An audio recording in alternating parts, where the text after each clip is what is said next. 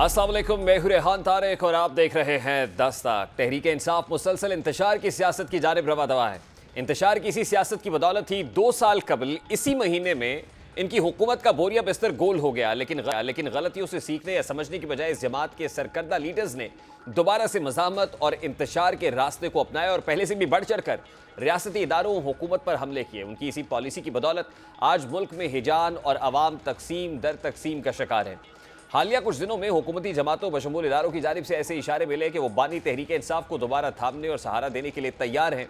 सियासत के कई सरकर्दा खिलाड़ियों ने बार बार इस ख्वाहिश का इजहार भी किया कि मुल्क को मसाइल से निकालने का वाहिद हल मुज़ाकरात हैं। इसी के बावजूद तहरीक इंसाफ की जानिब से इन मुज़ाकरात से इनकार किया गया और इंतशारी सियासत को तरजीह दी। तहरीक इंसाफ इस वक्त एक सूबे में हुक्मरान जमात है। पंजाब और वफाक में इस जमात के पास सुन्नी इत्तेहाद काउंसिल के प्लेटफॉर्म के जरिए मुनासिब नुमाइंदगी मौजूद है। इसके बावजूद ये असम्बली के अंदर बल्कि असम्बली के बाहर भी एहतजाज और एहतजाज का रवैया अपनाए हुए हैं। वज़ीर आला KP अली गंडापुर के बारे शुरू से ही ख्याल था कि वो सियासतदान वाली समझबूझ कम जबकि जारहाना इकदाम उठाने के माहिर हैं।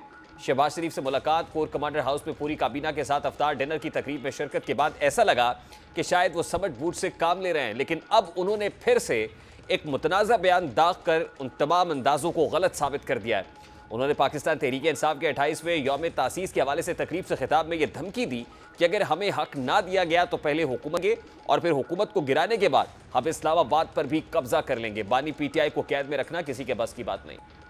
अगर कोई ऐसी तब्दीलियां ना आई जो कि आनी चाहिए और जो कि हक में है और वो हक ना मिला तो फिर एक सूबा है वो है खैबर पख्तूनख्वा और उसका मुझे बनाया इमरान खान ने वज़ीर आला। तो मैं आपको यकीन दिला रहा हूँ कि फिर वो सूबा जब निकलेगा तो वो सूबा फिर जब वापस जाएगा तो इमरान खान को भी लेके जाएगा और ये हुकूमत भी गिरा के जाएगा। और एक दफा पहले मुझे सजा दी आप लोगों ने कि मैंने एक ट्वीट की थी कि हम इस्लामाबाद पे कब्जा कर लेंगे। अब मैं कह रहा हूँ हक ना मिला तो हम इस्लामाबाद में इस हुकूमत से इस्लामाबाद पे कब्जा करेंगे। शहद की बोतल से शोहरत पाने वाले अली गंडापुर जब से वज़ीर आला KP बने हैं उन्होंने बार बार ऐसे मुतनाज़े और धमकी आमेज़ बयानात दिए हैं जो किसी भी वज़ीर आला के शायार निशान नहीं है। ये कभी पुलिस से इंसाफ ना मिलने और रिश्वत तलब किए जाने पर अवाम को पुलिस अफसरान का सर फाड़ने की बात करते हैं, तो कभी ये KP पुलिस के IG को तहरीक इंसाफ के मुकदमे ने या बसूरत दीगर नताइज भुगतने के लिए तैयार रहने का ऐलान करता है। के ऊपर जो गैर कानूनी FIR विक्टिमाइजेशन इंतकामी कार्रवाई के लिए काटी गई है 1 हफ्ते के अंदर, जिसका सबूत नहीं है आपके पास, वो FIR खत्म होनी चाहिए। अगर 1 हफ्ते के अंदर ये FIR खत्म ना की गई तो सजा के लिए तैयार हो जाए। फिर मेरा ना चाहो रिश्वत हो, रिश्वत मांगे, मेरा ना चाहो सिर फाड़ दो। गैरत करो, रिश्वत लेने वाला और देने वाला दोनों झन्नी है। ना पे झन्नी पड़ो तो ना बैग को पड़ने दो। ना सिर फाड़ उधर बाल आली क्यों पड़े ऊपर तेरे क्यों झन्नों को बचाए मोर पर दस्ता आलू की बात है। मेरा जान चढ़ाई की थी कोई सारे को नहीं पूछ सकता। तहरीक इंसाफ के रहनुमाओं बशमूल बानी PTI को मुतादिद खैर खाओं को समझाने के बाद भी ये समझ नहीं आ सकी कि मुसलसल मज़ामत के नताइज मुल्क और कौम के मजीद उनके लिए भयानक साबित हो सकते हैं। तहरीक इंसाफ मुसलसल एक राह पर ही गामजन है और ये सिर्फ 2 बरस की बात नहीं है, ये इससे कबल भी इसी तरह की सियासत को तरजीह देते रहे। तहरीक इंसाफ इसी सियासत की वजह से अंदरूनी खाना टूट फूट का शिकार है और धड़ों में तकसीम हो चुकी है। हालिया दिनों में भी इस जमात में कायमा कमेटी की चेयरमैनशिप को लेकर एक झगड़ा चल रहा है। वो ग्रुप अमन पसंद अफराद को पब्लिक अकाउंट्स कमेटी का चेयरमैन लगाने के लिए लॉबिंग और एक दूसरे की टांगे खींच रहे हैं ताकि अपने लोगों को, अपने फेवरेट्स को कायमा कमेटी के अंदर शामिल किया जा सके, उनकी मुख्तलिफ जो कमेटीज़ हैं उनकी चेयरमैनशिप दी जा सके। Tehreek Insaf public accounts committee की चेयरमैनशिप लेकर लाखों रुपए माहाना के प्रोटोकॉल भी इंजॉय करना चाहती है और एहतजाज की सूरत में सड़कें भी गरमाए रखना चाहती है।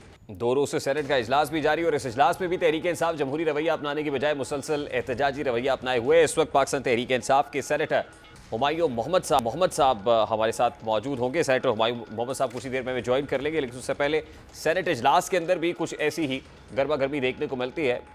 शोर शराबा होता है सेनेटर्स की तरफ से, सुन्नी इत्तेहाद काउंसिल के पाकिस्तान तहरीक इंसाफ की तरफ से, यानी ईवान के अंदर मछली मंडी का सा समा रहता है और बाहर सड़कों के ऊपर अभी एहतजाजी सूरत दिखाई देती है। आज भी पाकिस्तान तहरीक इंसाफ की जानिब से जुम्मतुल मुबारक के बाद एहतजाज की कॉल दी गई थी, मुल्क भर के अंदर एहतजाज की कॉल दी गई, पकड़ धकड़ का सिलसिला भी जारी रहा। पाकिस्तान तहरीक इंसाफ की सोच चुकी है, उसूली मौक़िफ़ अपना चुकी है कि अब सड़क गर्म करनी है। दूसरी तरफ जो हुकूमत में बैठे हुए लोग हैं वो भी हाथ बढ़ाने की बात करते हैं, मफाहमत की बात करते हैं, बात मुज़ाकरात के ज़रिए से हल करने की बात करते हैं, लेकिन पाकिस्तान तहरीक इंसाफ शायद ये मौक़िफ़ ले चुकी है कि उन्हें फिर 9 मई की तरह से ही मुल्क के अंदर इंतशार की सियासत और एक तरफ हुकूमत अब लगे रहा है कि इस्तेहकाम की तरफ जाने की कोशिशें कर रही है।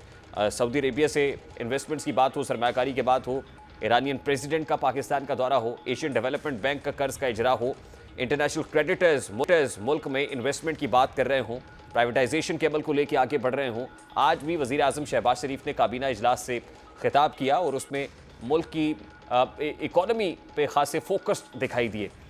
ग्रीन पाकिस्तान इनिशिएटिव के हवाले से जो मुनक़िदा तकरीब थी उससे chief of the army staff ने भी खिताब किया और chief of the army staff general Asim Munir भी मुल्क की इकॉनमी के हवाले से खासे कंसर्न दिखाई दिए और वो कहते हैं कि इस हवाले से जो इंतशार है या कोई गिरोह अगर इंतशार फैलाने की कोशिश करेगा तो उसकी बिल्कुल इजाज़त नहीं दी जाएगी और ना ही मुल्क उसका मुतहम्मिल हो सकता है। यही बात वज़ीर आज़म शहबाज शरीफ कर रहे हैं, हुकूमत कर रही है। लेकिन दूसरी तरफ पाकिस्तान तहरीक-ए-इंसाफ जिस राह पर चल पड़ी है, क्या ये काउंटर प्रोडक्टिव साबित होगी? क्या इसका नतीजा यकीनन उसी सूरत में निकलेगा जो 9 मई के बाद निकला? और 9 मई के बाद से पाकिस्तान तहरीक-ए-इंसाफ की क़यादत और कारकुनान जेलों में गए। आज भी जो ट्रायल है वो जारी है। बहुत से लोग जो है अब भी जेल की सलाखें भुगत रहे हैं। तो ये सूरत हाल तो पाकिस्तान तहरीक-ए-इंसाफ के लिए। इस वक्त पाकिस्तान तहरीक-ए-इंसाफ के रहनुमा सेनेटर हुमायूं मोहम्मद हमारे साथ मौजूद है। अस्सलाम वालेकुम सेनेटर साहब, बहुत बहुत शुक्रिया आपके वक्त के लिए। सबसे पहले तो ये कहिएगा कि चीफ मिनिस्टर केपी के लिए भी गंडापुर का स्टेटमेंट यकीनन आपने सुना होगा, इस्लामाबाद पर चढ़ाई की बात कर रहे हैं। क्या एक बार फिर 9 मई चाहते हैं, 9 मई पार्ट 2 करना चाहती है पाकिस्तान तहरीक-ए-इंसाफ? देखिए, उन्होंने कोई चढ़ाई की बात नहीं की, उन्होंने एहतजाज की बात की है।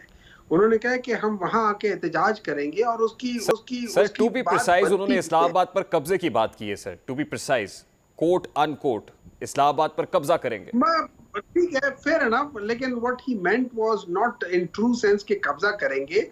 उसका मकसद ये हो जाता है, आप देखें, अगर आप लोग बात को तोड़ मरोड़ के उल्टा सीधा करके करना चाहते हैं सर, मैं आपको शॉर्ट सुनवा देता हूं सर। नहीं, मैंने सुना हुआ है, मुझे पता है कि वो क्या है और मुझे ये भी पता है वो कहना क्या चाहते थे। वो कहना ये चाहते थे कि हम इस्लामाबाद में आके कब्जा मीन्स हम यहाँ पे आके बैठ जाएंगे और जब तक इमरान खान को आप लोग रिलीज नहीं करेंगे।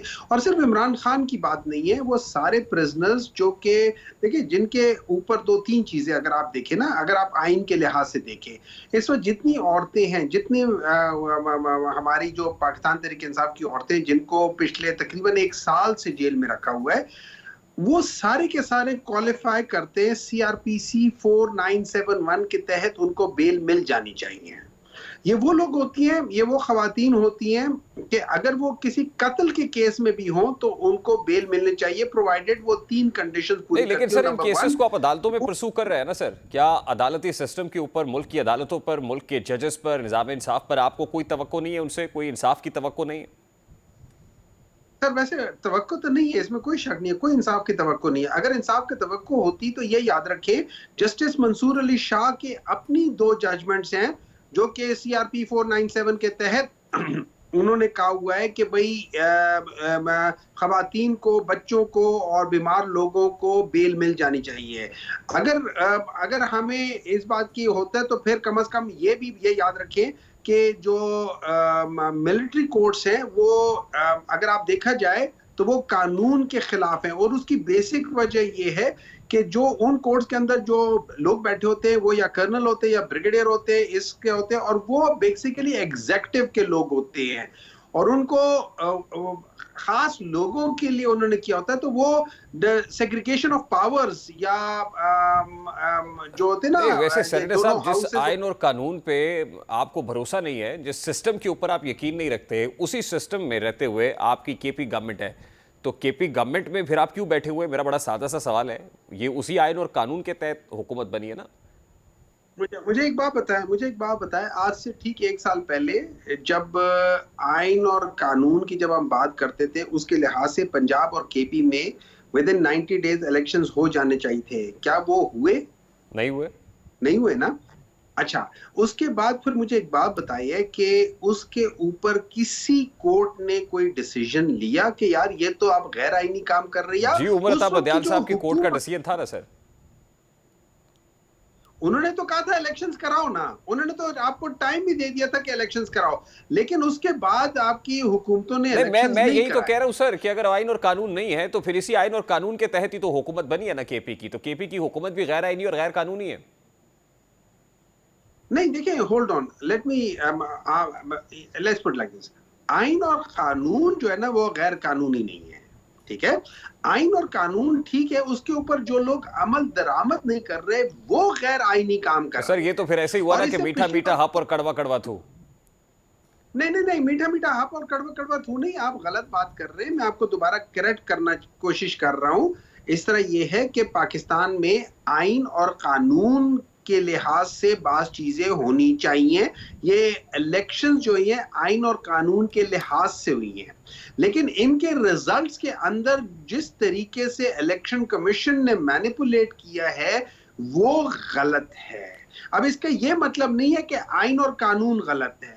आइन और कानून कहता है कि सीआरपीसी 4971 के तहत औरतें जो कि या बच्चे या जो बीमार लोग होते हैं उनको अगर वो इन्फ्लुएंस नहीं कर सकते किसी केस के रिजल्ट्स को, अगर वो मुल्क से भाग नहीं सकते या कोई और चीज नहीं कर सकते, तो उनको बेल मिल जानी चाहिए। ये आइन और कानून कहता है। और बेल किसने देनी है सर? जो लोग उस पर सॉरी, ये बेल किसने देनी है?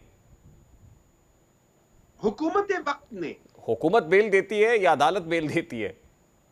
हुकूमत, देखिए इस तरह होता है, मैं आपको बताता हूँ। हुकूमत सर देखिए सर देखिए ये बहस बड़ी लंबी है, लेकिन दो रास्ते इस वक्त सर, दो रास्ते हैं।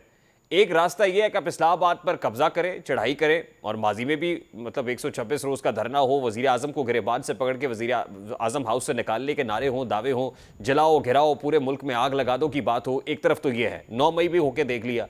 दूसरा ये है कि अभी हुकूमत भी आपसे कह रही है दोस्ती का हाथ बढ़ाने की बात कर रहे हैं, मुज़ाकरात की बात कर रहे हैं, बातचीत के जरिए से मसाइल को हल किया जाए। तो आप कौन सा रास्ता लेना पसंद करेंगे?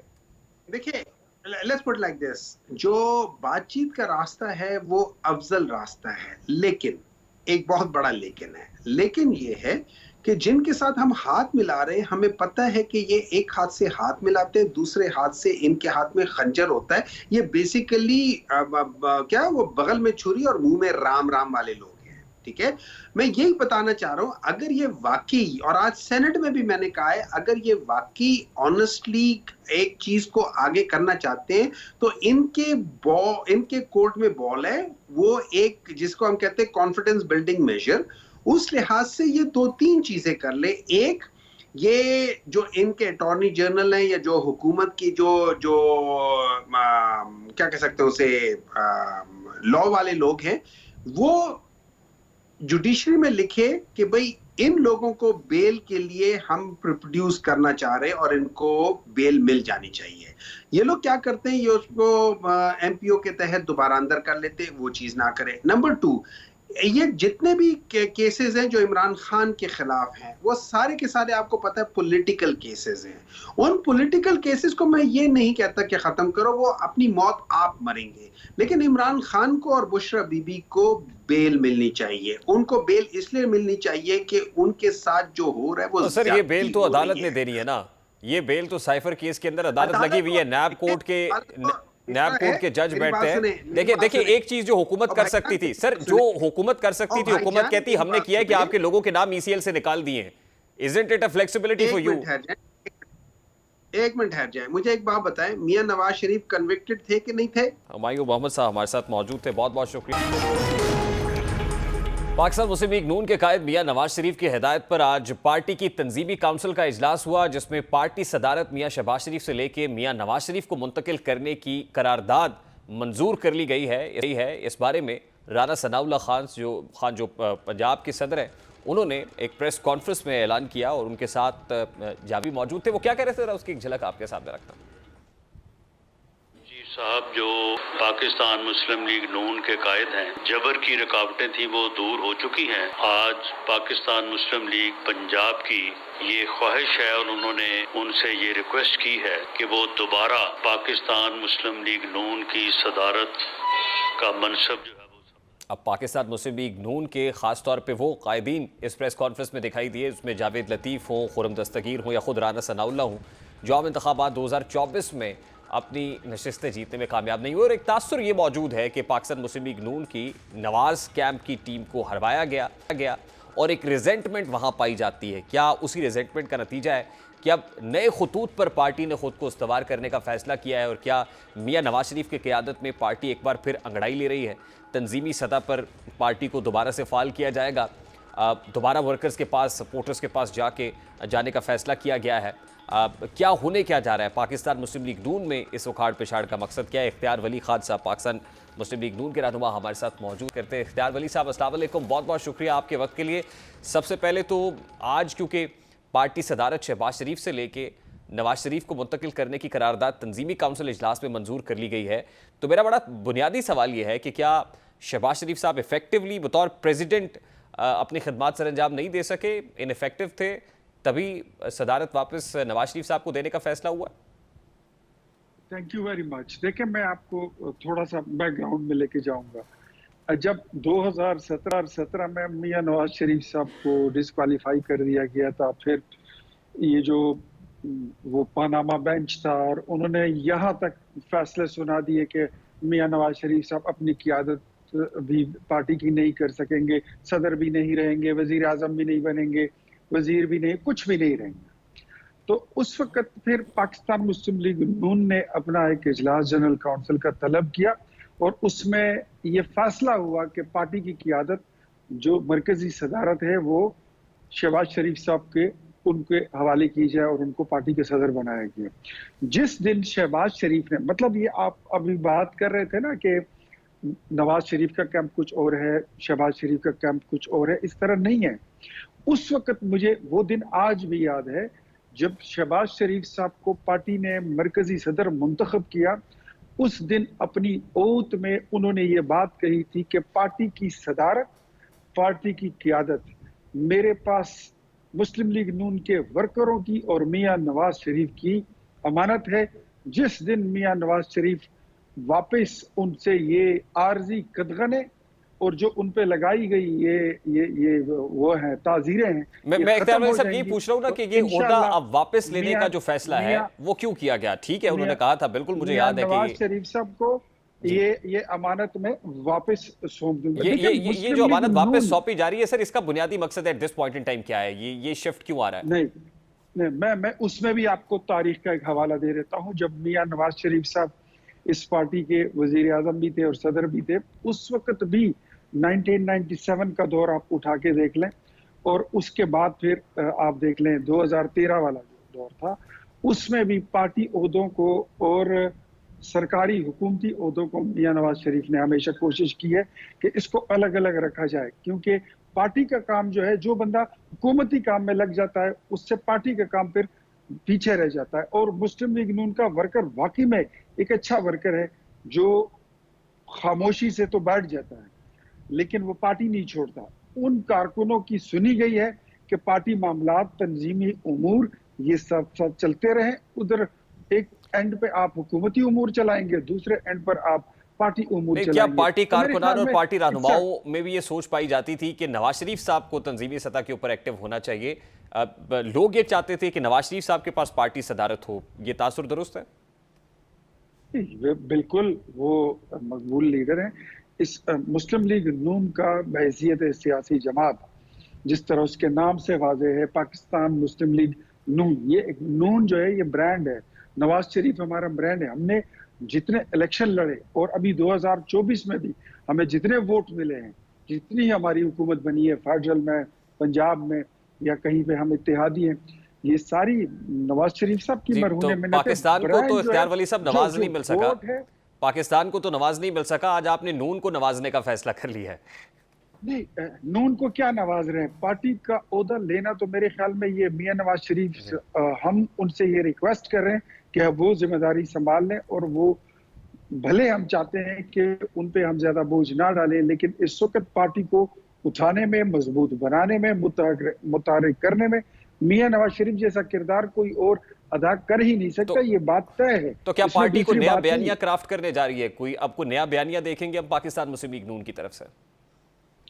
डेफिनेटली देखें, बयानिया जो है वो कोई इस तरह नहीं होता कि मतलब एक बयानिया आपने बना लिया और उसके साथ आपने 25 साल सियासत करनी है, उसके साथ आपने 50 साल चलना है। वक्त के साथ जब हालात बदलते हैं, कौमी तकाजे बदलते हैं, मुल्क के तकाजे बदलते हैं, तो साथ साथ नए बयानिए भी बनते हैं और बयानिया आपको बनाना भी पड़ता है। और जो आपने देखा कि मतलब मुस्लिम लीग नून का एक बयानिया था, वोट को इज्जत दो, वो बयानिया इतना पॉपुलर हो गया था, इतना पॉपुलर हो गया था कि मेरे ख्याल में उसके चरवे भी बन गए। मार्केट में बड़े 2 नंबर के उस तरह के बयानिए भी आ गए। तो मेरे ख्याल में ये इट्स अ हाई टाइम कि मुस्लिम लीग नून वापस अपनी पॉलिटिकल मामलात को अपने हाथ में ले और मियां नवाज शरीफ उसकी क़ियादत करें। तो आई थिंक ये दोनों तो साइडों पे बड़ा क्या अच्छा मुस्लिम होगा। लीग नून एक बार फिर हुकूमती वोट को मामलात इज्जत भी- दो के बयानिए को बहाल करने जा रही है? तो वो तो खैर अभी आपको जब मियां साहब संभालेंगे, मैंने तो पहले भी ये बात की थी कल परसों एक शो में कि बयानिया वही है जो नवाज शरीफ के मुंह से बात निकलेगी, वही बयानिया है। नारा वही है जो नवाज शरीफ बोलेगा, वही हमारा स्टेटमेंट भी है। मज़ाहमती बयानिया होगा या मफामती बयानिया होगा इख्तियार वली साहब? It depends upon the situation कि आप किस तरह की सियासत आपके मुल्क में इस वक्त चल रही है। अगर आपने एक तरफ हुकूमत चलानी होती है, दूसरी तरफ आपने अपने मुखालिफ जो पॉलिटिकल पावर्स पिलर्स होते हैं उनको भी एड्रेस करना होता है। तो सारी चीजों को एक तरफ तो आपके नजदीक सर इस वक्त जो सूरत हाल है, आप सुन ले तो आपको बात समझ आ जाएगी मेरी।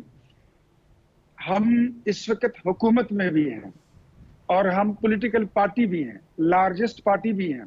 हमने ऐसा बयानिया देना है जिसने हमारी हुकूमत को भी सपोर्ट करना है और जिसने हमारा पॉलिटिकल नैरेटिव जो है उससे वो भी वाजे हो जाएगा। तो फिर लास्टली वेरी क्विकली, क्या हम कोई गुड कॉप बैड कॉप देखेंगे कि हुकूमत में शहबाज शरीफ साहब बैठे हुए वजीर आजम है, वो गुड कॉप होंगे और इधर से मज़ामती से बयानिए की दाग बेल डाली जा रही होगी नवाज शरीफ साहब की तरफ से?